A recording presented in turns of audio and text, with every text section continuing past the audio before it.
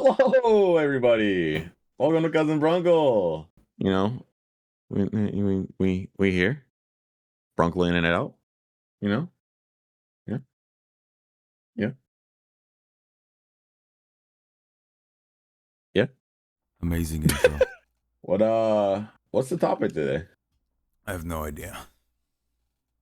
CBD hot dog. I'm gonna rely on you guys this episode, to be honest. Your brain's not working or what? Yeah. Fair enough. I'm drinking. Had a long day yesterday or what? Huh? Had a long day yesterday or what? No, I just haven't slept. My day hasn't ended. My day hasn't ended. Well, this segment is what I like to call asking Jacob what the secrets of the universe are. Okay, let's go then. So, Jacob, how do we get to peace? Don't put yourself in the center of the universe. Oh, you heard it here first, folks. Don't put yourself here in the center of the universe. Easy. Done. Next. Take advantage of the sleep-deprived man more. Okay. Nick, you have a question? Sometimes I wish I was an alcoholic. You know what's really funny? We've been doing this for a year, and I forgot what the start time was today. He said, I forget every day. I forget every day. That's why I'm late every day. Okay, I'm not late every day. I was literally late the past 3 weeks. And that's just because I started working Tuesdays. That shit threw me off. Anyway, next question. Nick's in the Matrix right now. Yes, he's still processing what you told him about D&D. Huh. How does all right, Jacob, how does one proceed to get to the Matrix? Out of the Matrix. Yeah, out of the Matrix? Mm-hmm. I mean, airways put a bullet through your brain, you die, you get out of it, don't you? Huh. It's probably not a recommended way though. Yeah, I don't think it would be a recommended way. But it is a way. It's like saying, "Oh, how do I come?" It's like, "Oh, just like explode the organ that has to come inside of it, like your balls. Like if you slit your balls open, you think your cum will come out." I'm very sleep deprived. I don't know what I'm saying anymore. This episode is gonna get age restricted so fast. I look shiny. Maybe I shouldn't sleep more. Is this good content? Huh. Oh, Nick, you got a question? 4 times. Nick has blinked 4 times as of right now since the beginning of the podcast. I've been watching it the entire time. I don't know how he does it. It must be the glasses. Must be the glasses. Probably. 5 times now. Bro, stuck. No. He put his finger up, his index finger up, with the actually pose with the glasses on too. So we're waiting for what he's doing. I'm trying to look inside his glasses. His screen is purple at the moment. My eyelid looks like it's turning yellow for some reason. Huh.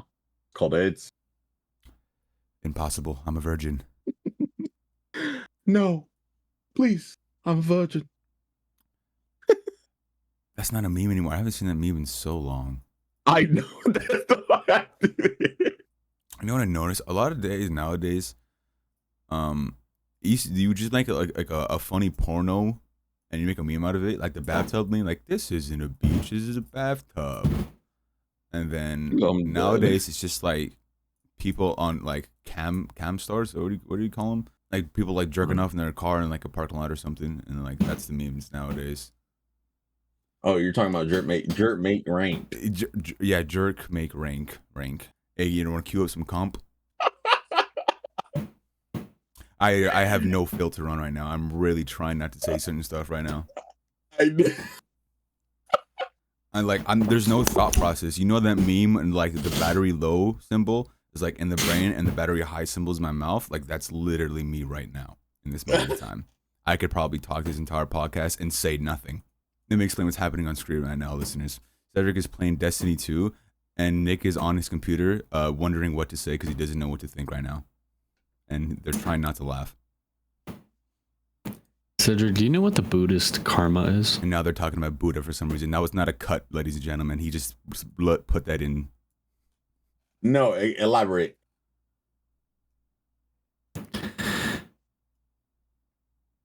core principles of karma in Buddhist karma is intention, the law of cause and effect, and fatalism. Okay. Yes. Okay. I'm. So you are now aware of what that is, correct? Yes. I don't believe in karma. Do you know what a monkey's paw is? I do. Some gorillas have hands and not really paws, though. I don't think paws have thumbs. Monkey paws are why I'm very specific with my wishes. We had a whole episode about monkey paws.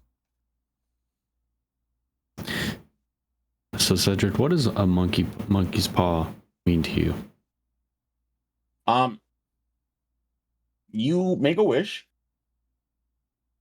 and there is, if you aren't very descriptive about it, basically there's plot holes in your request, and when there's plot holes in your request, the monkey's paw toys with your wish.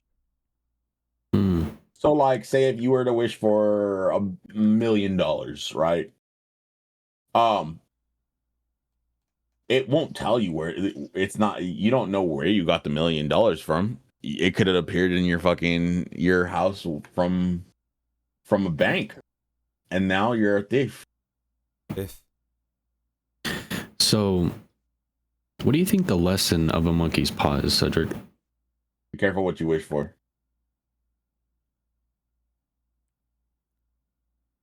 You think that's it? That's just the simplicity of it?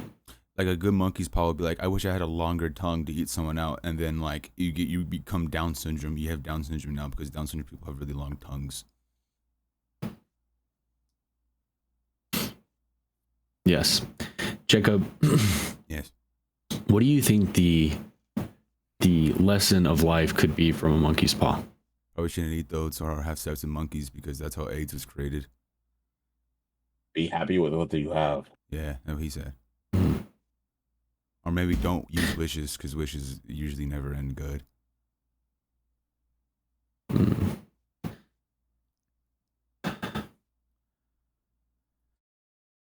Do you think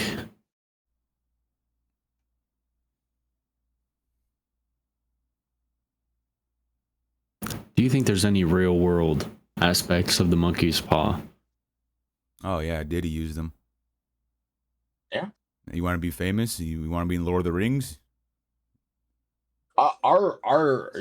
Let's be honest, okay? the there's a good aspect of it right there. The Illuminati. The Illuminati, yes. That's a monkey's paw in itself. In what way? Well, right, you basically joined to get famous, right? But what are you giving away in return? Booty hole, usually. Possibility. Or like your child or something. Your firstborn. Your firstborn. Your soul. Yeah. So let me ask you this. This could be a question for both of you. Okay.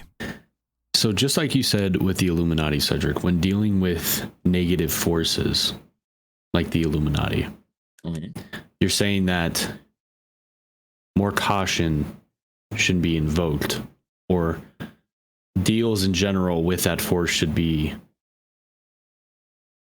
avoided. I feel like it's more of know what you're getting into. It's not necessarily, oh, you can't make that deal. Like, you just got to know what the fuck you're sacrificing and if it's worth it. So let me ask you this. If the Illuminati had something you needed in your life, and you needed to make an agreement with them in order to get it, but they wanted something back in return, yes, how would you go about this deal? It depends on what I'm willing to sacrifice. Because it just really depends on what you're willing to sacrifice, because it could be like, oh yeah, like I'm trying to bring my pet Sparky back, and they're like, well, you got to give me your fucking right foot. Am I really gonna pass up my right foot for Sparky? No, but people do it for like Oreos and diabetes. Like, it just depends. Like, see if say like say Nick, you are on the brink of death, and the only way to save you was to make a deal, right? And they go, all right, your life for his. I'll take it. And they offered that to you? Are you guys talking about like equivalent exchange for Full Metal Alchemist? Or straight up? Not exactly. That's basically what I'm saying. Was like, if it's not equivalent, then I'm not gonna fucking take it. But like, but can I ask something though? Interesting. To both of you, do you think the laws of equivalent exchange are Illuminati based, solidified, or do you think they're abstract? Meaning, let me explain. Before you explain, I'm gonna answer. Abstract. Yeah, very abstract. Because my equality version in my head is not the same as yours. But go ahead and explain. I might change my answer. That's what I was gonna say. Okay. Because the meaning of and the importance of certain things and the values that are created in things are just thoughts in our head. Everybody holds value in different things. So how do you determine what value is for an equivalent exchange? Yeah, he said it's just better. How important it is to me and how important it is to them. So if you got into a game of equivalent exchange with someone who, let's just say a demon was playing this game with you, right? Let's say a demon was playing the game of equivalent exchange with you. Mm-hmm. How do you determine if it's telling the truth about the value that it's willing to give up for the thing that you're going to give? Well, at that point, why would you make a deal with a demon? Are you... You said it depends on the demon? Is that what you said? No, I did not say that. I said, why would you make a deal with the demon at that point? Like, okay. Huh. So are you saying then, why would you even make a deal with the devil in general? Yeah, pretty much. Devil's bargain. Get a reference? But what if the devil had something you needed and you couldn't live without it? Or someone else would perish because, let's just say, the demon got that thing. So would you make a deal with the devil? Or would you find another way? You would find another way. Yeah. So let's just say Jacob's life is on the line. And the demon offers his life in exchange for something of great importance to you. Let's just say another person. Or let's just say yourself. You'd find another way? Okay, let's be more specific. Like, because I could mean anything. It could mean like I have like what do you call it? I'm in a coma, or it could mean that I have like an irreversible disease. Let's say it's like Final Destination, and I'm like destined to die. Mm-hmm. And the devil could guarantee that he doesn't. If he was destined to die, his death was coming for him. I actually had heartburn right now. Oh my god! Crazy. If the devil had a guaranteed to save his life, that he would not be killed, and all that was offered in return was years off your life, you don't know how many, would you take that? Well, if I don't know how many, I mean, to be honest,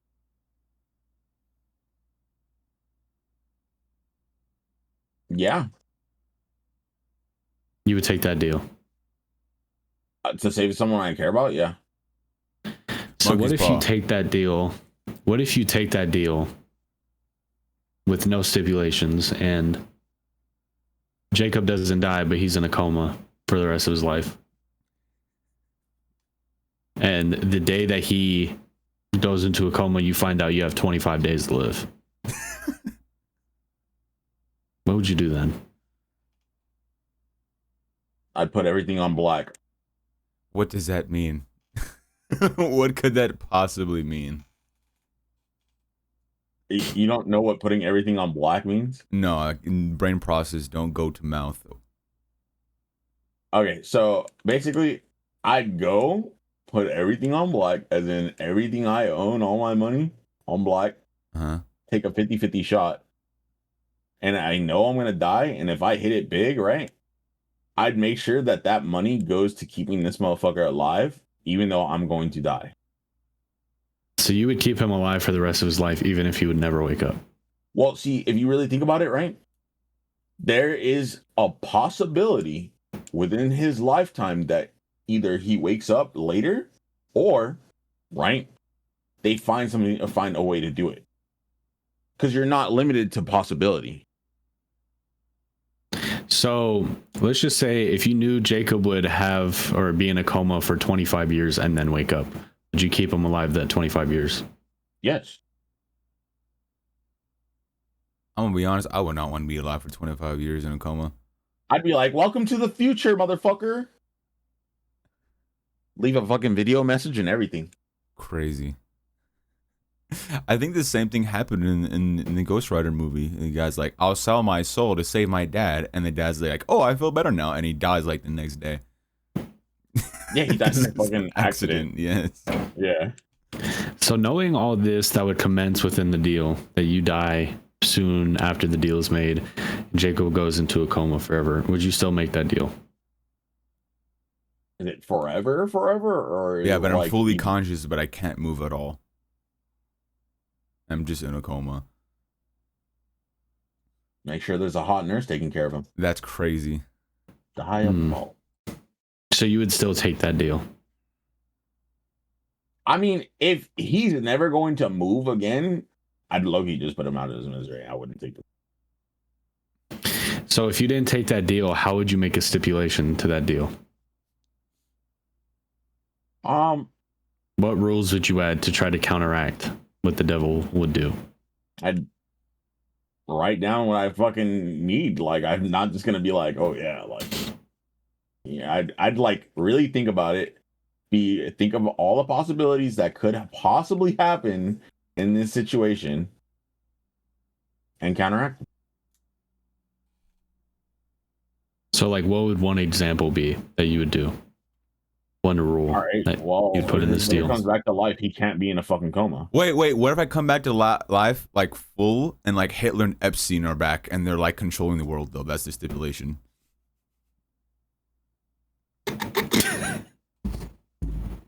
Then you're not coming back, buddy. Okay. Let's be honest. Like, you're not coming back. Continue. I would basically put like a stipulation as in like he cannot fucking he can't die. Or well, not can't die. Oh, I can't die and I just live forever suffering. Yeah, that would be terrible. He has to be guaranteed at least 50 years alive. But what if they're like, okay, dog years? Be like 50 years of life. Okay, I'm throwing inside this volcano now and put him at the bottom of it. So he burns forever. The next 50 years. Cannot suffer any misfortunate accidents. Granted, but everyone around me is misfortuned. I mean, that's no longer your issue. That's crazy. You have to be alone forever. So he just gets rich and is not happy, but he just gets rich and never fails any failure, and then every family member, friend, and associate that he has disintegrates, their skin melts off, and they die, including you. I mean, once he figures it out, I mean, he might as well just stay away from everybody, to be honest, unless he really wants somebody to get cooked. Like Logan in the woods, who living forever right there. I mean, the plus side to that is he would literally be off the radar. So do you think that deal with him living like that is worth saving his life? It really it comes from his perspective as well, though. That's the whole thing. But I'm not there to make the deal. It's only from you. Probably. He doesn't like people anyways. Excuse me. Also means he can never get Tommy's again. That's true. It means I can also never get Wi-Fi again. But it does mean if he was to be writing the rest of his life in the forest, he'd be able to publish a book. But then every person who reads his book dies. Yeah, I was just going to say that. They're not in contact with him. I can't get a publisher. Contact with his thoughts. And I can't get a publisher either. They would die. It's not how that works. Okay. So I'll say this. You say this. Going through all these stipulations with the deals with a devil, what do you think the symbolism or the message from how hard it is presents? Easy if you don't care about no one. Yeah. Careful what you wish for. Yeah, literally. You literally have to be careful what you wish for. That's literally the biggest premise of that ever. Like, you.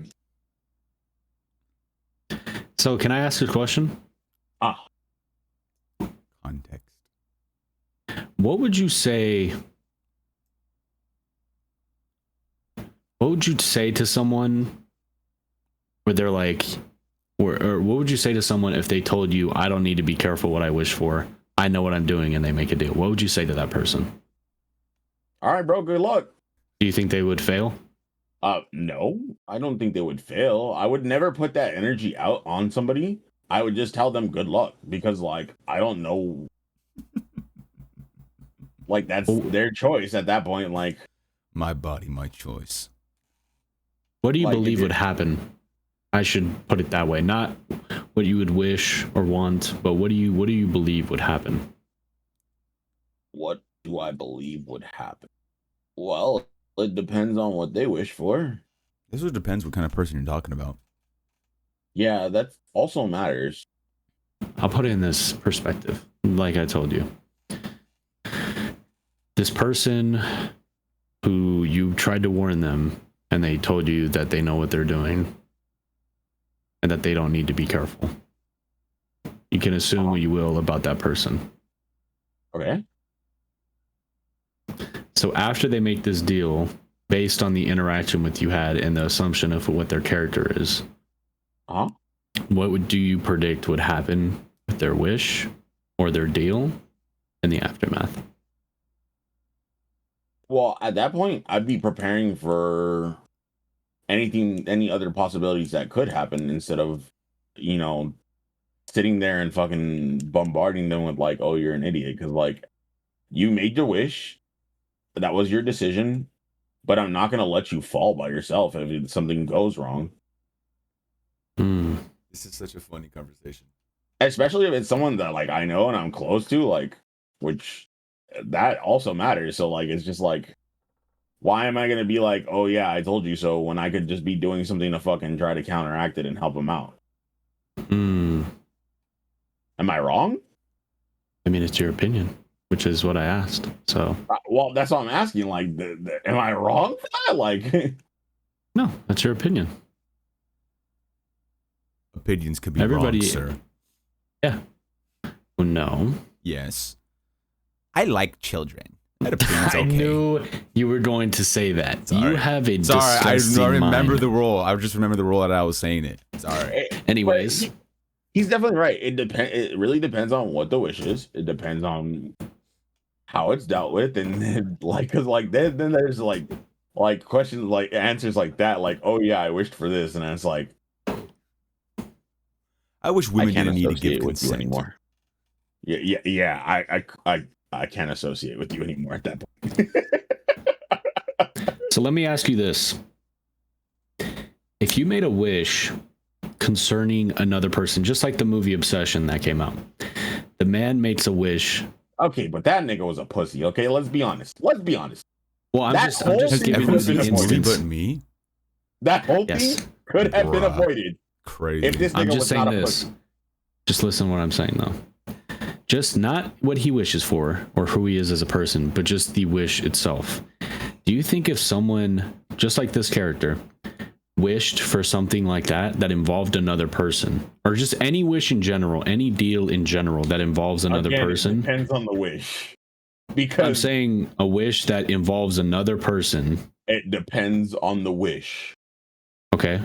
So what would the stipulation on the wish be? In $5 billion. Obsession, that was a dumb fucking wish. That was the dumbest possible wish possible. There was no good outcome to that at all.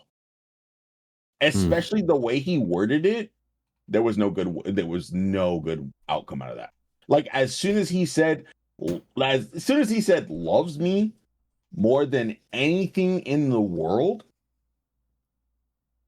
cooked. So do you think he's a selfish person for making a wish that kind of force someone against their will to make it a reality? Yeah, you're literally forcing someone against their will. Yeah, I think forcing someone against their will in like most circumstances it's not is like, bad. oh yeah, like this is for like the greater good. No, like he dead ass like forced that basically upon her. Like,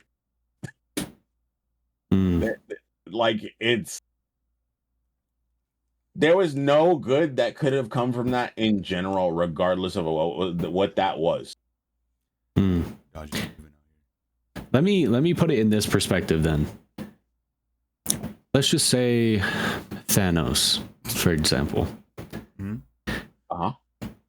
So if Thanos had let's just say he had the wish spell from D&D, but it was unlimited. It was energized by the Infinity Stones, which is pretty much what it is anyways. Do you think he's right or wrong for making a decision for half of the population of existence? Even though it technically is a noble goal, or you can consider it that because he's trying to save the other half. I think Zama had a better point. Sorry, continue. I mean, from his perspective, yes, it was definitely a fucking, and like if you really deep down and think about it, yes, it made some sense. But like, truthfully, unless he's losing as much as everybody else is losing in equivalent exchange, as in he's losing people he gives a fuck about, it's not worth it. Well, what if it's just like the movie where he kills his family members and pretty much kills himself? He knew the fucking sacrifices. At that point, everyone's taking it out. It's not just him accepted from it. Everyone's taking it out. So it's okay if it's like all equal then, if he's like, I don't think it's okay. I think he definitely was going to suffer for it, but like communism. I definitely understand like equivalent exchange at that point. You literally lost everything. And see, he didn't seem hurt by it though. That's the difference. If he would have had some sort of like hurt behind it, knowing that he lost his fucking family, like it's different. I think it was like that because he thought like it's worth the sacrifice of him dying. In his but like he showed no remorse. He showed like like. Did he? Yeah, he did actually. Oh, then yeah. So you think it was? It's a matter of how he feels. It's not necessarily it's equivalent. I don't think it's justified, but it's definitely equivalent, and I think it's as long like if he's suffering as much as everyone else is suffering, is a different story. It's completely. So I'll put it in this perspective: if his emotion matches, very cold about it and just did not give a fuck, and he was like, "Oh, ha, ha, ha, ha. No, that was like." So do you believe that since he felt similarly to the pain that all these people had, from this event, that it not justifies it, but that you can understand why he would do it.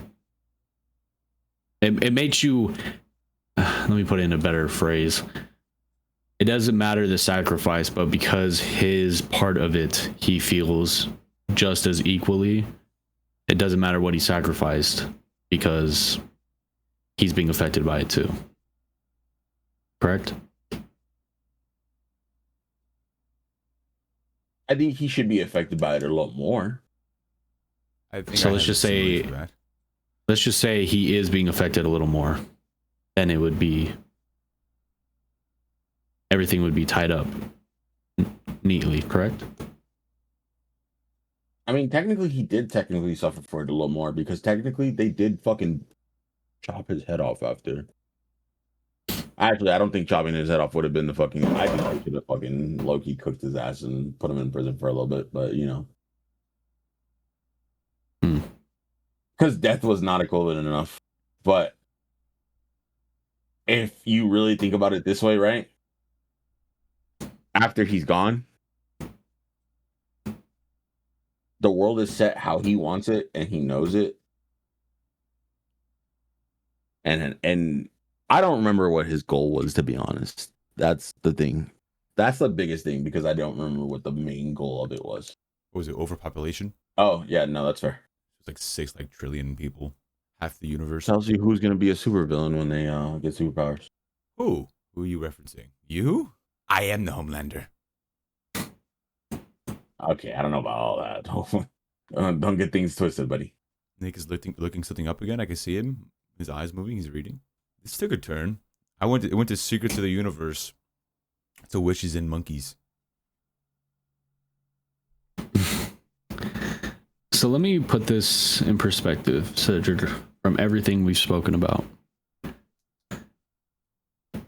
Do you believe that a deal, no matter the sacrifice, is justified if it brings results in the end? Again, depends on the deal. Any deal.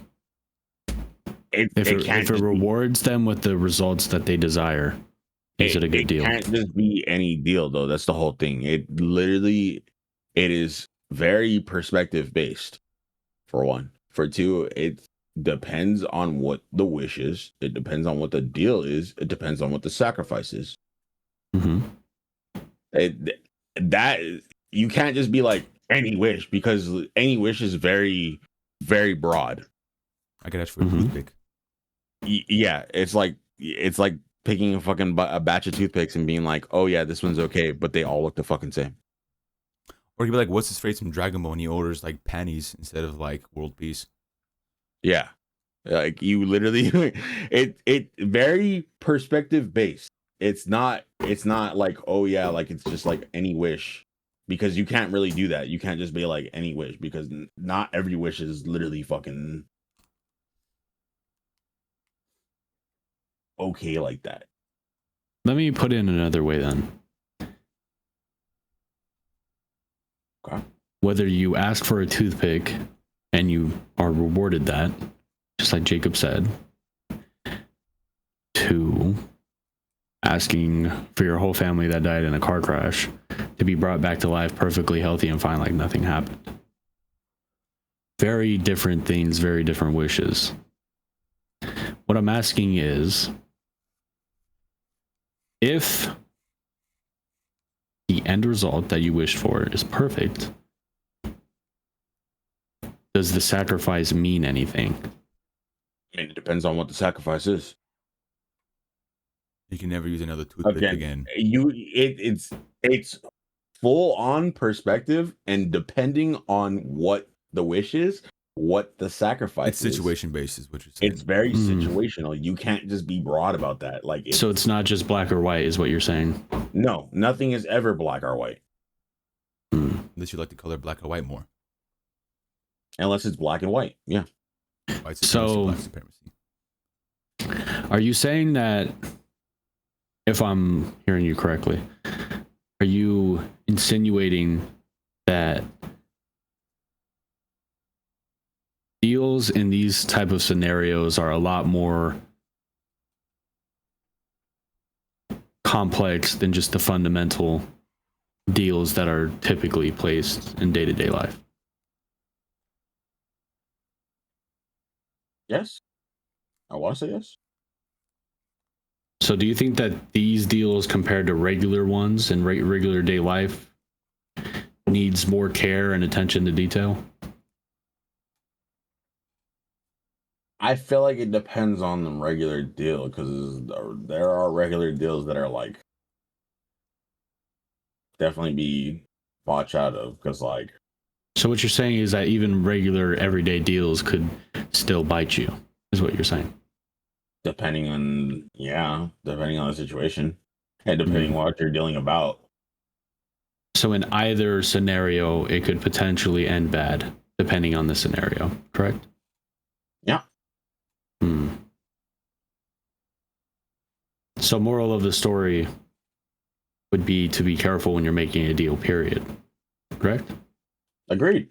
And always be prepared if you do it. You're all hurting my head. Part of the process. Now there's a 1,000-yard stare in the camera, and Cedric's still playing Destiny 2. And bro drinks with the straw. Now he's flipping me off. So Jacob, let me ask your opinion on this conversation. Okay. Based on everything that was said, what would you gather from these conversations and say that what is the moral of the story? Just don't make wishes. No matter the circumstance. Yeah, usually. Yeah, I get offered, or I used to get offered a lot of stuff. I don't really take it.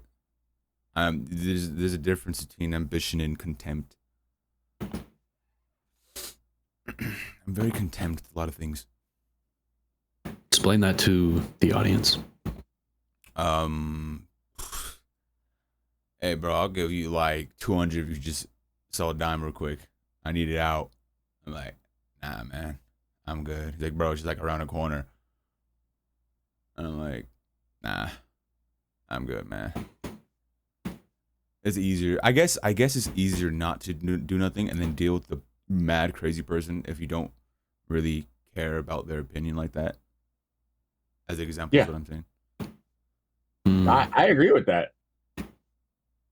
So, in your scenario, Jacob, what you're saying is, in the scenario that you either take this deal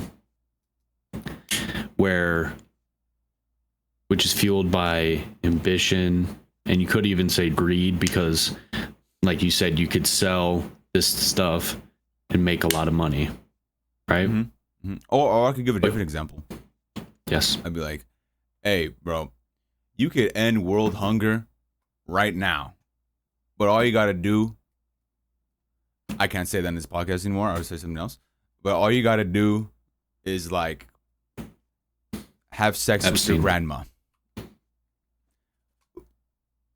Are we really going to take that, if we're being honest? You're ending world hunger? You're ending world hunger, but you got to have sex with your grandma? I'm not taking that. You know, you could save the world, but also, let's just say non-consensual as well. End my life after? Let's just say non-consensual as well. Can I? Oh. Yeah.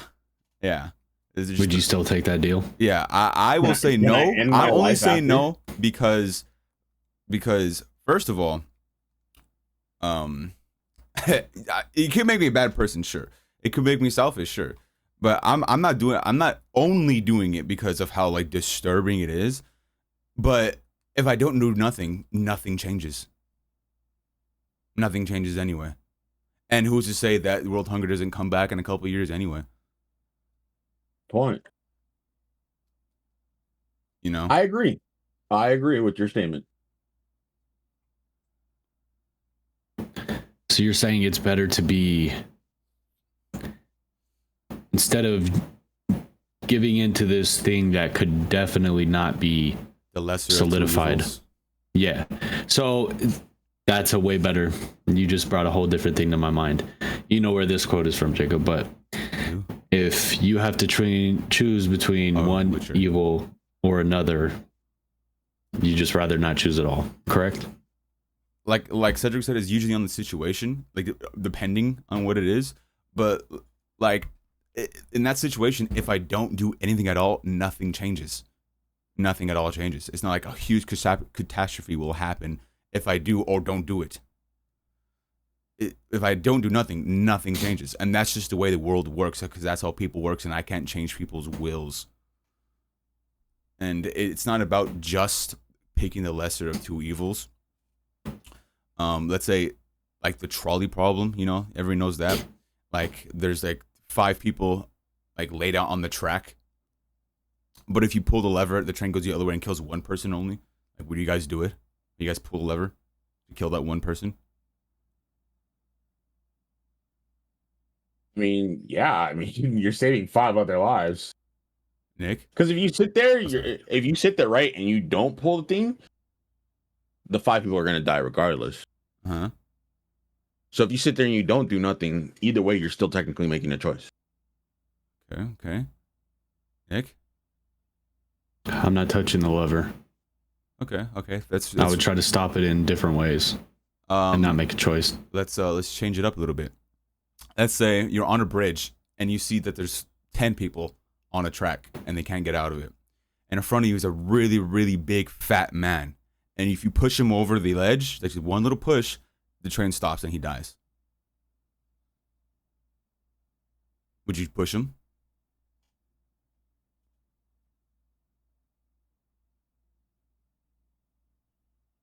That's a whole other situation, isn't it? Yeah, literally. So, would you push him? Because that's straight up murder.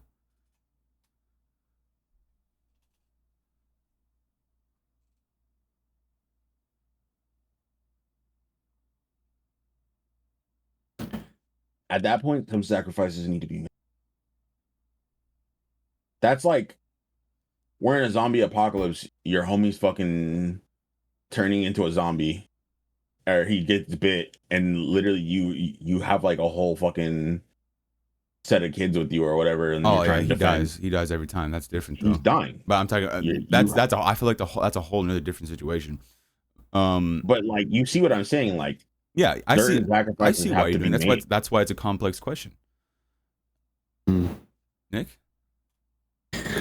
I would try to untie the people and not kill the person. You have no time to even get down. By the time you even get down from the bridge, they're all it's dead. a train, yeah. Well, I still wouldn't make that choice. What would you do? You would watch the 5 die, and because if you literally sit there and you try to save them, and you're like, oh yeah, I'm gonna go try to save them, but you know there's no fucking time, you're basically pulling the trigger on them yourself.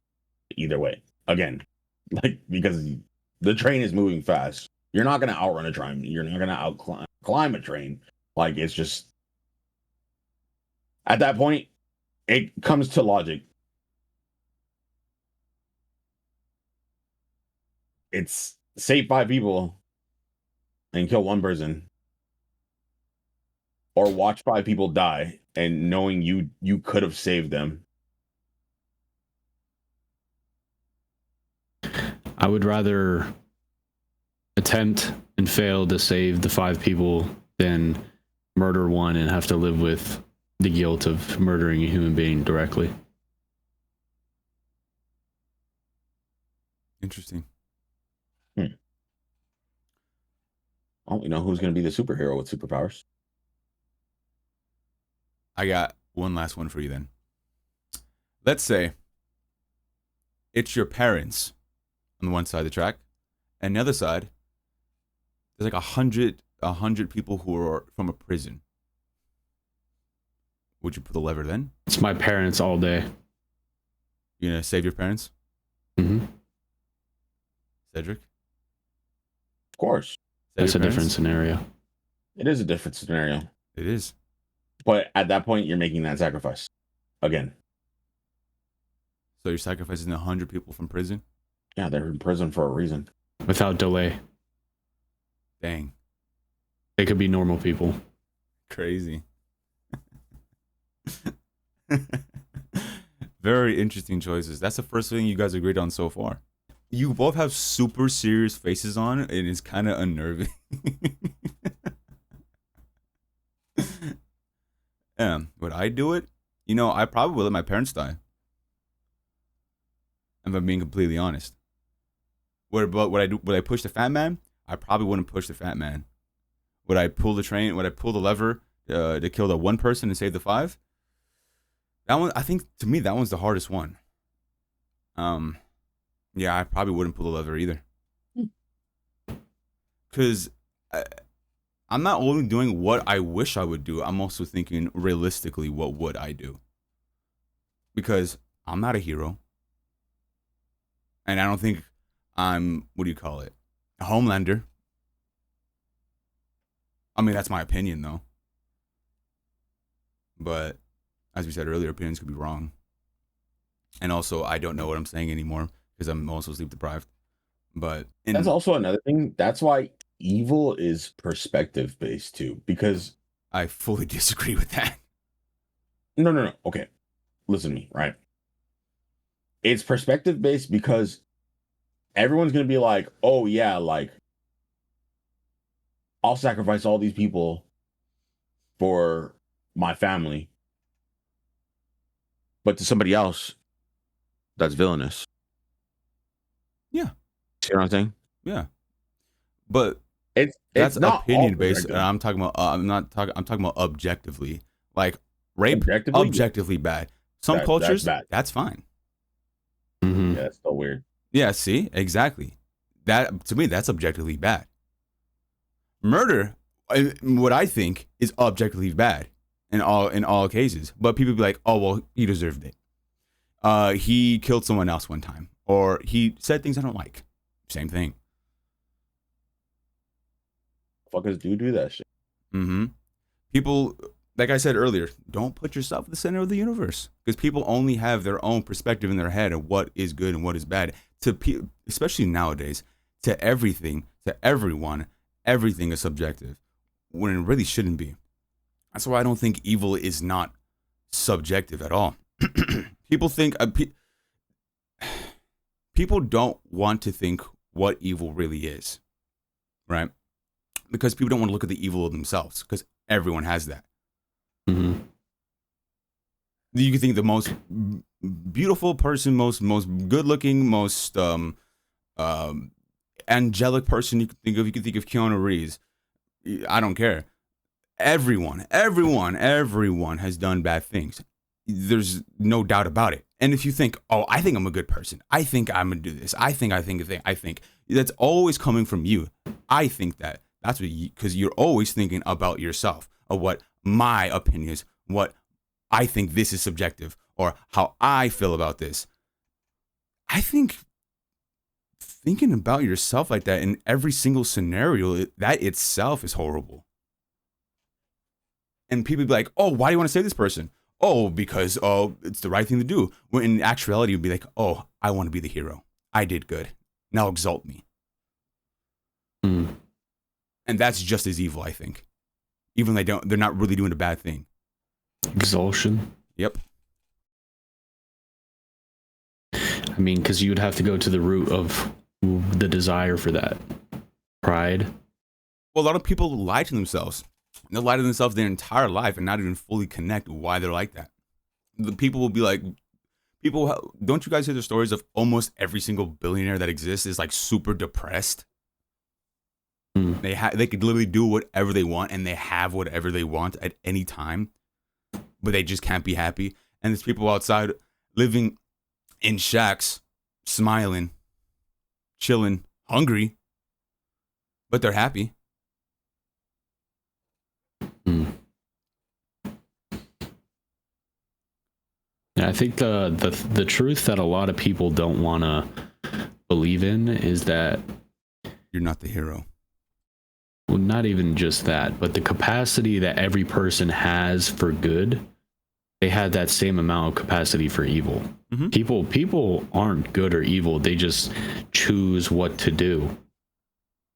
And what determines the magnitude or I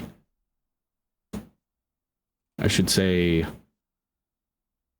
the decisions that you make, it's purely just off mostly negative desires. Like you want to help people, which is technically a virtue, but why do you want to do that? And you ask people, and they don't know the answer to themselves a lot of the time because they don't think about it. And a lot of the time, I talked about this before, but I don't think it was on the podcast. It's always easier to do the wrong thing, to do the bad thing. It's always, always, always easier. Why do drug addicts exist? Why am I addicted to coffee and sugar till this day? Because it's easier. It's easier to do it. I don't want to go through withdrawals and have to go to work like I'm dying and probably pass out, maybe kill myself. I don't know. There's always an easy way out of everything. And most of the time, the easy way out is not the right thing to do. That's true. But while that, because I do agree with that, there is also a choice involved. Mm-hmm. And there's a choice with everything that you do, every instance in your entire life, while you're conscious, obviously. That you can make choices on anything. Right. And those things can affect people in any way. Mm-hmm. Let me ask you and this it could thing. be from even the smallest thing where you yell at an employee at a Subway and then they kill themselves because yeah, you yelled at them because you fucked up their order. Because you don't like mustard in your sandwich. The smallest things can turn into the biggest ones. Domino effects. Yeah. Mm-hmm. Chain reactions. Let me ask you this, though. Do you think people are... do you believe in nature versus nurture? It's a complicated question. You can give a quick like split-second decision if you want. I would usually... I would tend to lean on the side of nurture. Mm-hmm. But I think there's cases of nature too, but that's completely different. But I would say nurture. Mm-hmm. Cedric? I do agree with Nick. It just it's definitely a little bit of both. But I would pick nurture if I had to choose. I would like to make that clear. I'd probably say nurture, and it's just because you definitely can nurture some people into being better. And you can nurture a lot of things into being the way they are. But then there are certain things that cannot be nurtured, and it's just part of their nature. Interesting. All right, then. I will say nature. Because only, like I said, like everyone said so far, it's both. In reality, people are shaped by both. I'm going to say nature because I think everyone has the same origin point. Now, before you go crazy on me, yes, I know there's chemical imbalances in brains and people are born in war zones and other people are born with Nepo babies. I know that's not what I'm talking about, though. I'm talking about the nature of good and evil, basically. I mean, who taught you guys how to lie?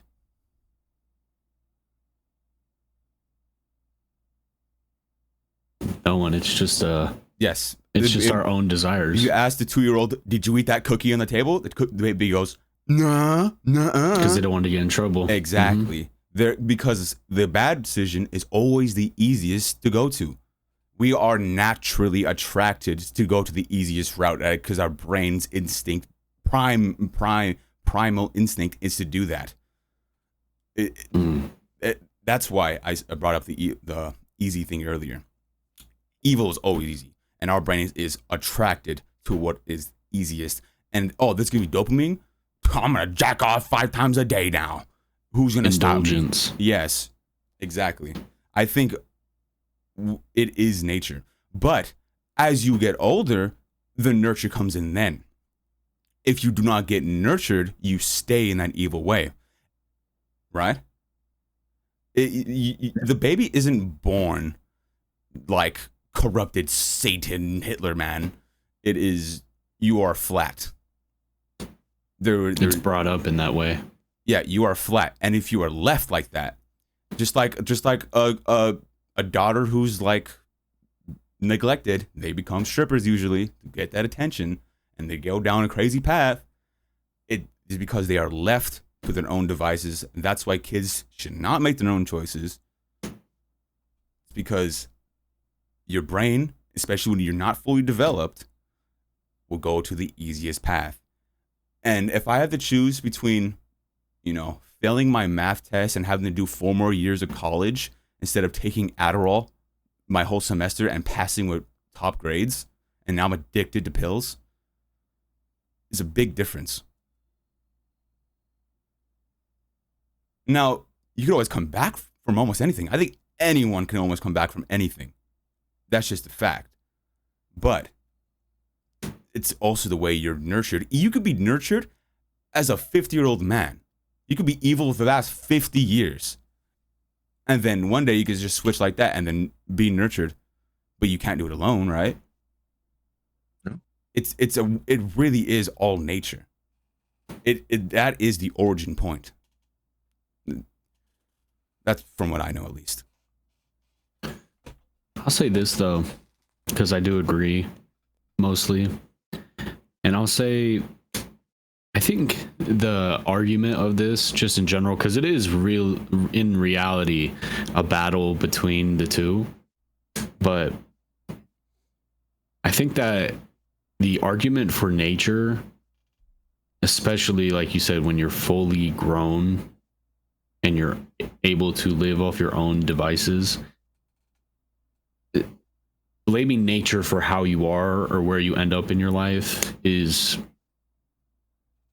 in my opinion, the most false thing you could ever do. Because if you're able to do stuff and you don't, or you're able to affect things but you don't, and you just say, oh well, it's because that's my nature, I'm always going to do this, or that's my nature, I'm always going to do that. Is an excuse, is what you're saying. Yes. Mm-hmm. Yes. People who just put it upon that, and their excuse for how they act is because that's human nature. That's completely the opposite. I would say you're not looking at this the right perspective. Like you said, you have the opportunities to do all that as like the 50 years go on, right? Right, to make any different decisions, what you're saying?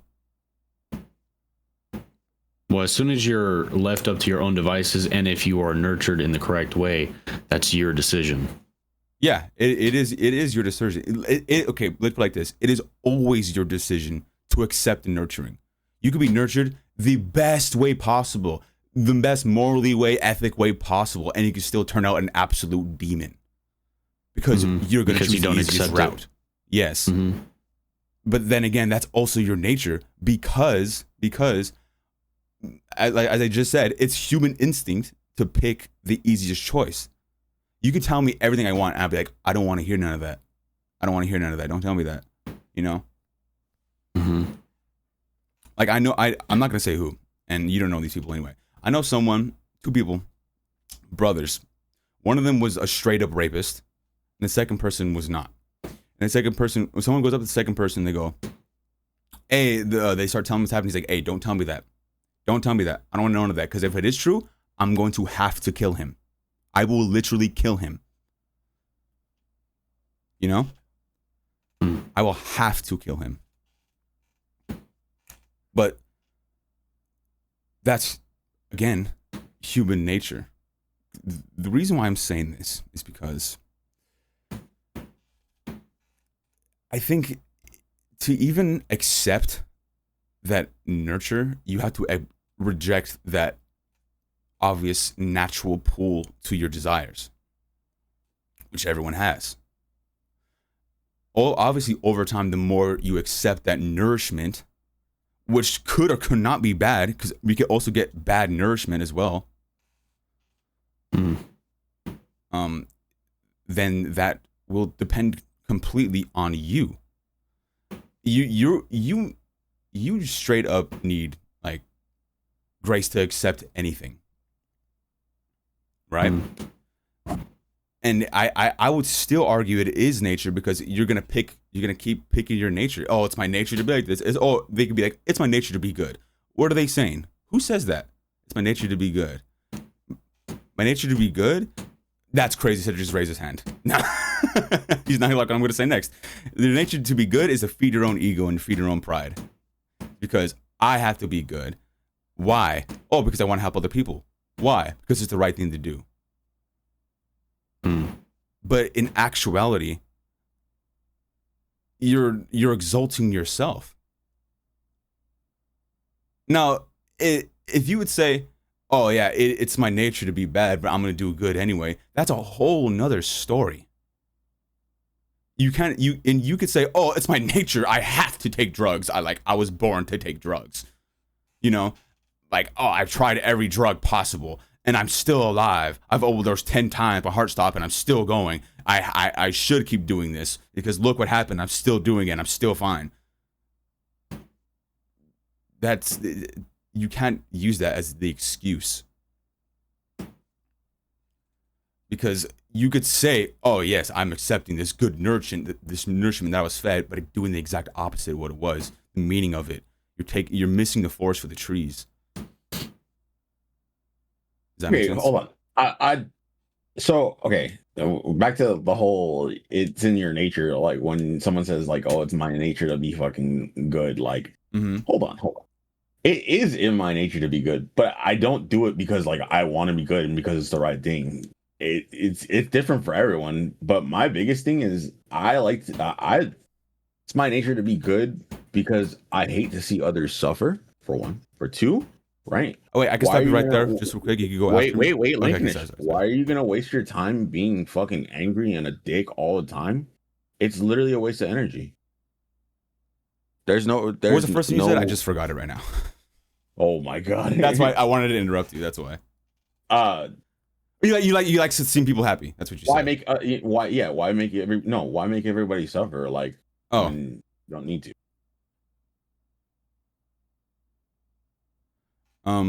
Okay.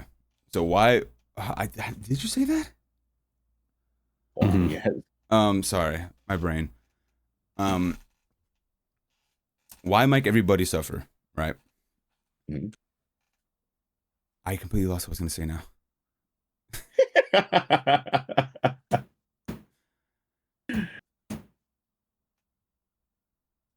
But what is that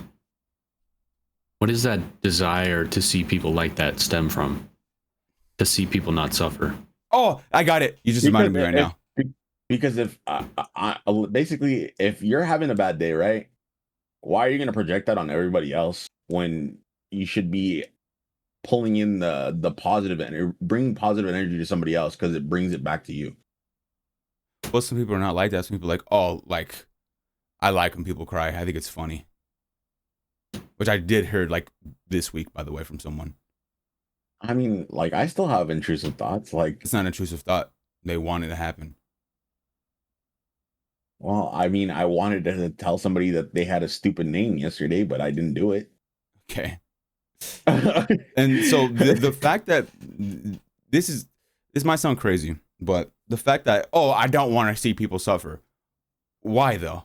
I could tell you why. It's because you don't want to feel bad knowing about it or watching it. Like, it's like I hear like horrible stories from cops, and like it hurts my gut sometimes hearing about it. And like, I didn't even like hearing about it. But the thing is, when you purposely make someone feel good, it makes you feel good. It's still transactional. Yes, just like you said, Cedric, because you were saying that what Jacob just said kind of feeds into what you said, because you said when you are having a bad day and instead of bringing that upon other people, you present them with good energy, and in return you get that back. Yes. Yeah. That's transactional. It's a transactional thing. But it's also transactional if you go and you fucking present them with fucking bad energy and they fucking slime you with the same fucking energy. You're just gonna fucking feel worse. Yes, it's still transactional. You can still a transaction. Correct. But the right thing to do will be doing something even if you don't want to do it. I hate doing this. I don't want to do this. I don't want to be here. I'm gonna do it anyway though. I don't even like this person, but I'm gonna chill with them though. I'm gonna chill with them, not because I'm gonna feel good about myself, because look how good of a person I am being with this person. I will tell you, like, bro, you're a bad person. I'm like, you're horrible. I'm here with you right now because I'm hoping you could get better, not because I could get anything out of this. If a good person will expect nothing in return. In fact, they expect to get burdened. Yeah. I'll say this too. When you say it's in your nature to be good, that also means that when you do not do good, you're making a selfish choice to go against your nature, which is supposed to be good. So when you ever have an intrusive thought, you're going against your nature to be good. When you ever see something you could do to help someone say, but I'm tired, you're going against your own like self thing about being good. It's all about love, honestly. Yeah. Because then it becomes more of an expectation than anything of value. Yes. Because that means that when you do yes, because that means when you do good things, it's like why who cares? You're like, oh, I didn't do something good today. Oh, I gotta whip myself in the back now. Yeah. Chastise yourself. Yes. I do. Yeah, which is horrible. Yeah. One good deed a day, bro. One good deed a day. Make your life better. But why If limit anyone yourself? really cared about good deeds, they wouldn't count their good deeds. It's not about counting the good deeds. It's not about that's not the thing. Okay. Look, saying one good deed a day isn't, oh yeah, you only have to do one good deed a day. It's not like, it's just like, how do I explain this? When you do good, right? You protect it. You're protecting it. And that person that you projected on could also do good for somebody else because they feel good that something happened good for them. You see what I'm saying? And it chain reacts sometimes. No, it's not guaranteed, right? It's not guaranteed. But in that way, it's not like, oh yeah, I only have to do one good thing. It's just saying like doing one good thing a day can help other fucking people, even if it's not just you that's benefiting from it. Yeah, but that's not what we're saying. We're not saying you get money. But you were just like, oh, why limit yourself to one good day a day? That's not not what I said. I said that. You didn't say it. That's what he said that, not me. Yeah, but exactly. I'm saying why limit yourself though? No, he's not saying limit. But I'm saying you're not limiting yourself. You're not. Yeah, I'm not saying limit yourself. That's literally the premise of the quote was one good thing a day. One good thing a day. It's passive forward. Yeah, it's not necessarily. Oh yeah, you only have to do one thing. Like that's not the case. I feel like a lot of the time when someone helps someone, a lot of the time it is transactional. Like even charity, people do charity to have a break in their taxes, right? But I also feel like if you're really doing good, no one will know about it. No one will know about it. And even if you really cared, you would even forget about it. That's exactly what I was going to say. I can guarantee you the best things you've ever done in your life, you don't remember. Yep. Or didn't even know you did good. Yep. Because in that circumstance, you didn't even know that you're doing a good deed for someone. You just did it. And that was instinctual to do. And a lot of the time, when people do good, they always bring it up. Like, oh, what about that one time I helped you move houses? Oh, what about that one time where I paid for your phone? They always will bring that up because at the back of their mind, usually it's always there. That usually comes from people that feel like they're being used. Or even if they are being used, that's not an excuse. I 100% agree. Or, oh no. See, look, hold on. If you're being used, that's a different story. Because using someone else is so wrong, bro. Oh, horribly wrong. Especially, I agree. There is no like, oh yeah, I bring this up and it looks bad on you because you brought it up because, oh yeah, I went to go help you that one time. Like, what happened? No, that is important to show someone like, I know you're using me.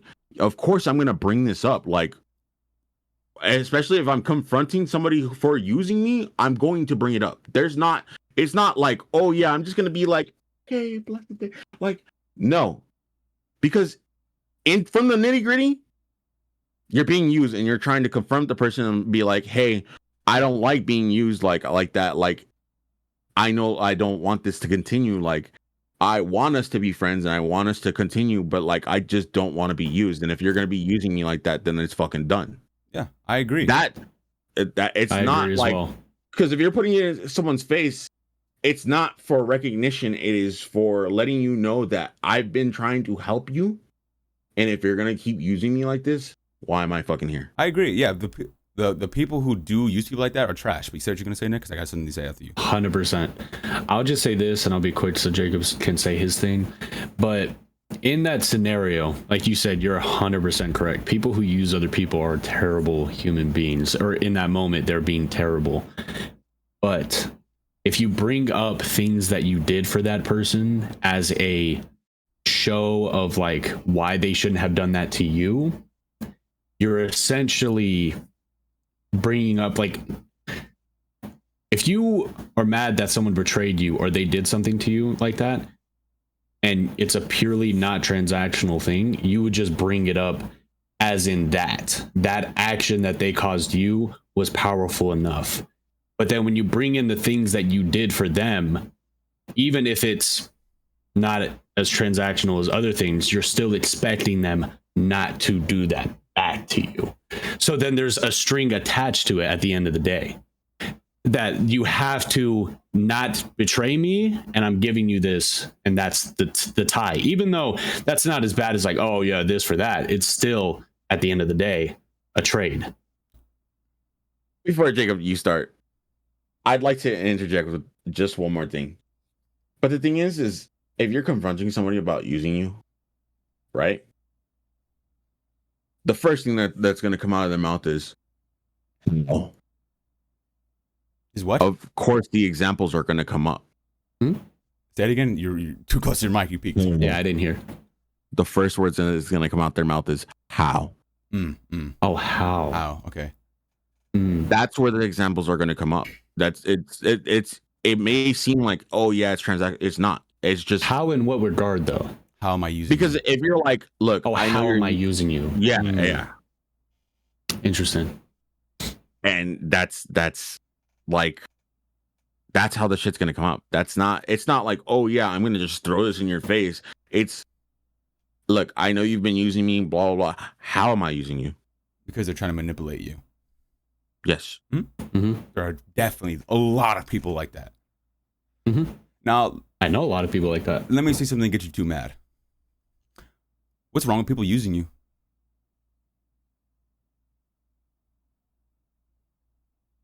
Depends on. You say money. Not this.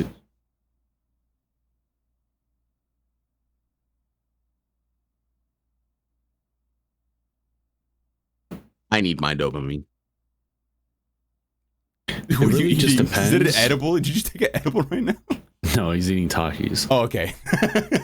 This is too stressful. But it really just depends on the situation, though, because you could say, "Oh, it's so bad to use people," but technically, children use their parents, to be substantial in their lives, and parents get.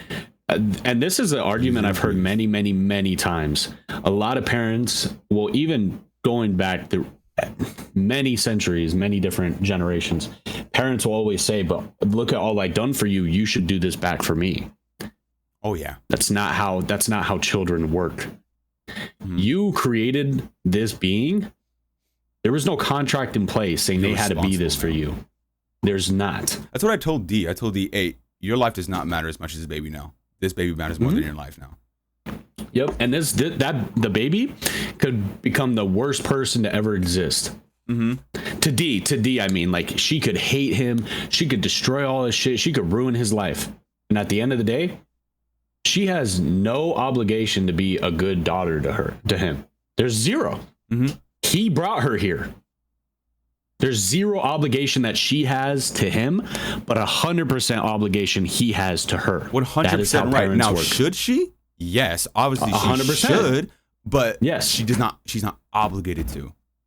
But that goes back to the nurture part, because if you nurture your child correctly, they'll instinctively have that for you. They'll instinctively have that love for you. They'll instinctively want to take care of you. Yeah, right. Depending, we're saying if outside forces, like we're saying mental illness, things of that nature are not in this conversation. We're just saying naturally. If you nurture a child correctly and in the ways that you should nurture them, because you're always going to make mistakes as a parent. That's just a given. But the ways you deal with those mistakes is how the child will play out. Right. Just like I've seen. I'll just give you a little example. I went for Father's Day. I went to a thing, right? And these kids, their parents are like, okay, we don't discipline by hitting. We don't discipline like this. And they're their own parents, right? That's valid. That's their choice. Yeah. But then you see these kids who are older, not teenagers yet, but like preteens. They're getting closer and closer to that point. That just act up, like don't care about any word their parent says. No authoritative figure means anything. All indulgence. I want this. I want candy. You said I can't have it. I'm gonna have it anyway. I want this. I want this. Yep. The lack of a authoritative hand as a parent has made their children into that. And now just either this child now has to experience that from another person, which could be horrible. Jumping them. Yeah. Yeah. It could be incredibly harmful or very traumatic. Yep. Because they chose not to do that. Am I saying you have to hit your child? No. Right. But what I'm saying is their choice to make themselves more comfortable is what will cause this child to either get in a situation where another person has to do it to them and teach them that. And they're either going to be taught this they could be taught this at 15 and someone just, hey, don't do that. They could be taught like that, or they could be 47 and they just cussed out their boss and now they have no job and they have to sell other things. Like that can come out in many different facets. Right. Or they could be at the bar, talk shit, get hit, and die. Yeah, get shot. Yep. Yeah. Yep. There's many. Nurture is so important in that aspect. 100%. And that is where we go to parentage, where as soon as you have a parent, this is why it's like when people say that everyone should have kids, I 100% disagree. Oh, 100%. And I 100%. There's so many people I know that say that. And it's the opposite. Less people should be having kids. 100,000,000%. And it's also from the whole standpoint of if you can't dedicate your life to a child that you have, you shouldn't have a child, period. There's no excuse to that. There's zero excuse. Oh, but I'm fulfilling, I'm getting money for them. So no, I don't give a fuck what the whole excuse is. If you cannot nurture your child, you do not deserve to be a parent, period. Right. You just become their money maker, a faceless money maker at that point if you're doing that. You're just a credit card. Basically, yeah. But that goes back to my other thing. What's wrong with people using you?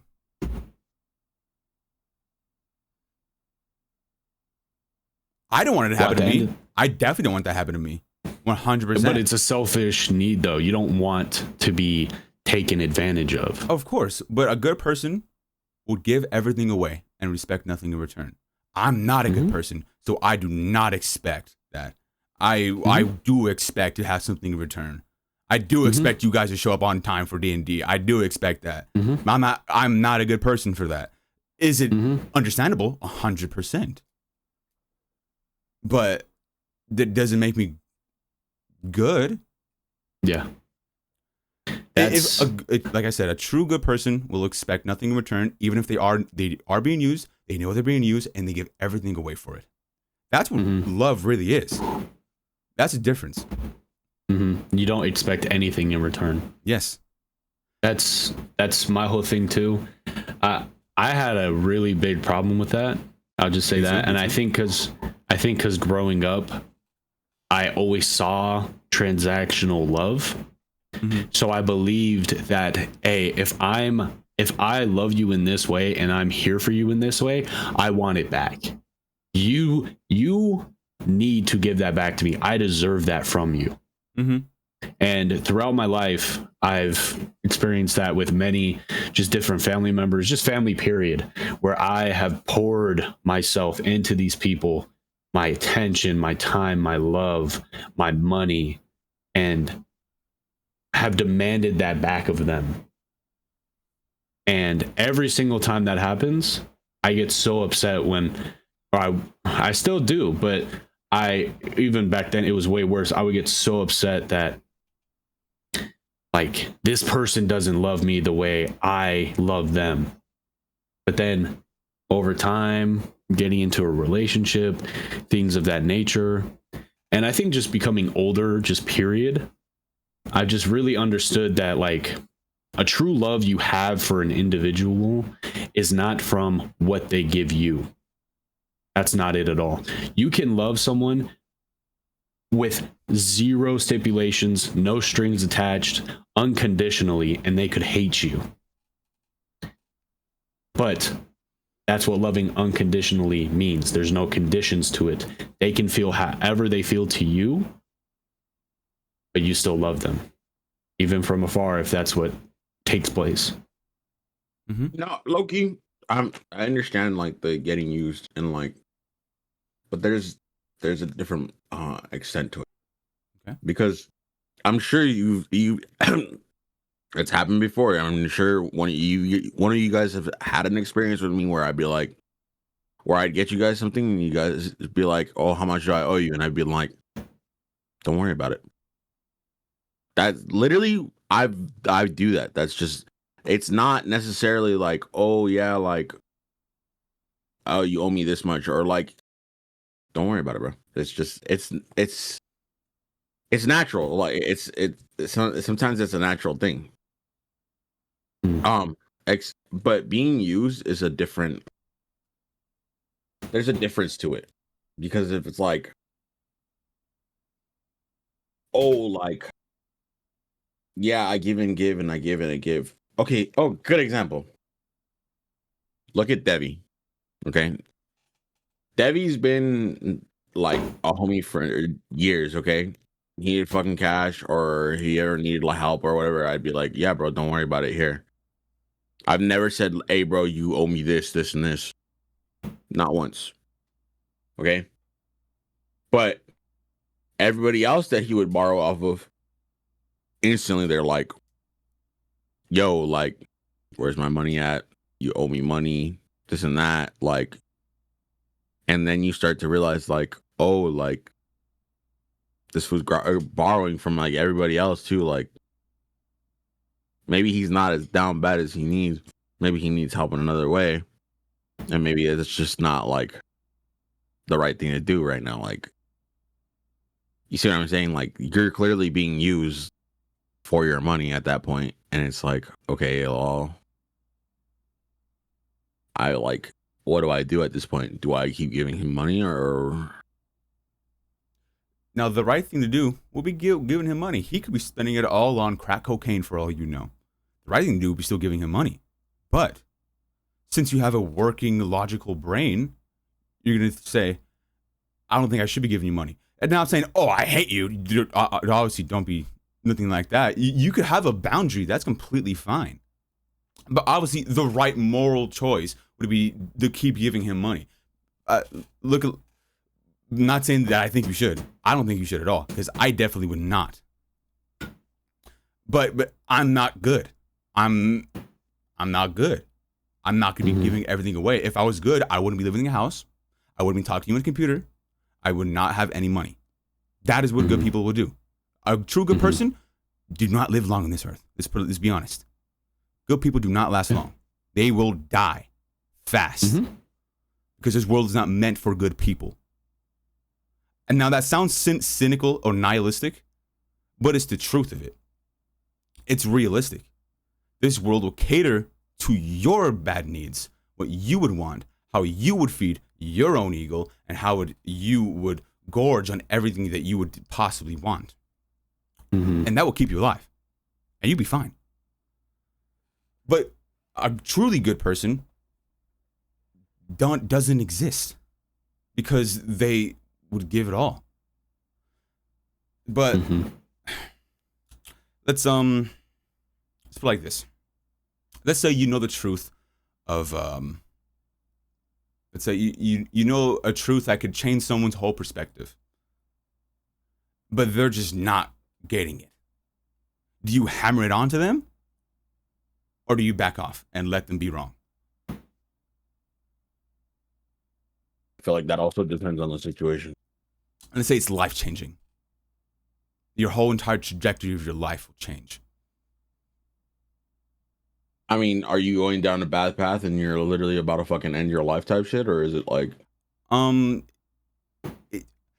let's say like they're gonna do the next like 30 years like in a homeless camp. I better start fucking hammering, because honestly, I'd rather not see you suffer and fucking be in a fucking homeless camp at that point. Nick? I agree. At that point, if you truly care for someone, this is where care and love really, because as funny as it is to say, care and love also is kind of the antithesis of being a good person to someone. Because like I said, or not even the antithesis, it's just there's a lot of complexities with it. Because technically, if you're being purely good to someone, like you said, you should just allow them to make their own decisions and indulge and work through their own things. At the same time, if you love and care for someone, you would never allow them to do that. You would force them to not make that choice, because it's either going to ruin their lives or they're going to hurt someone or something.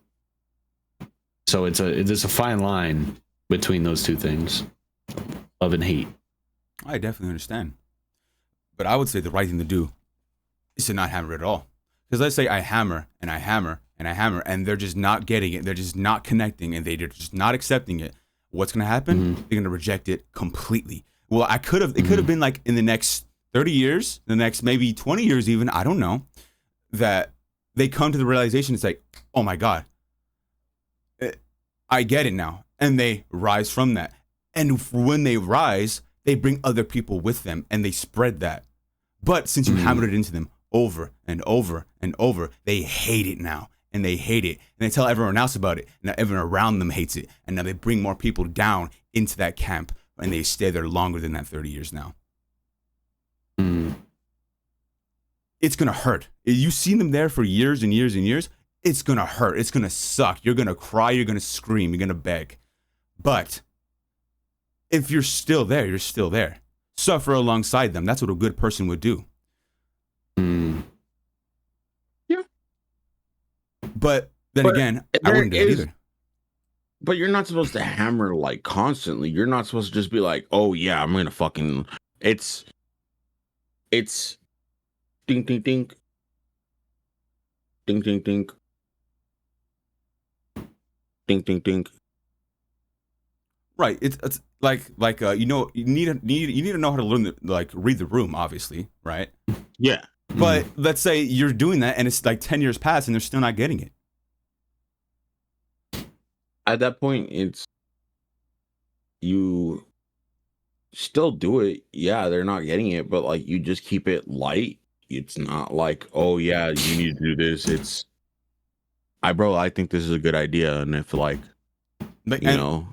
And I brought something up exactly like that. I'd be like, hey, bro, don't you think it's a good idea to do this? And like, bro, I don't hear that. I keep hearing that. Don't stop bringing that up. If you bring that up again, I'm leaving.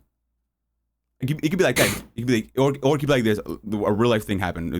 I'll be like, hey, man, I get why you want to do this right here, like on the right, but don't you think on the left would be like easy to do? And they're like, you keep bringing up the left, bro. I was like, and I was like, oh, I haven't brought up the left like in 6 months. Like, yeah, but like you brought it up already and you don't need to tell me twice. You think I'm stupid? You think I do need to be told twice? Or you'd be like, yes. Okay, he just did the small thing with his 2 fingers.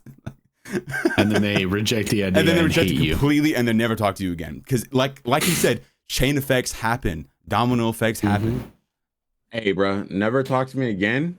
See, but like Nick said, it could still be a love from afar, bro.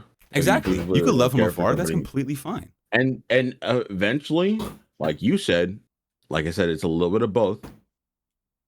They'll eventually be like, oh, maybe I should have did this shit. And what are they gonna do? They're gonna come back to you and they're fucking be like, hey, bro, like I'm so sorry. Like I was going through shit, blah blah blah. And like at that point, it's like, it's okay, bro. I understand. Like you were going through shit, bro. Like, and I wanted to help you, and I'm glad that you got the message eventually. You know what I mean? Yeah, that makes sense. But the thing is, the more you hammer it, is the more you push them away. You can bring it up once or twice, and then that was it, because they now know the thing already, and you don't ever have to bring it up again.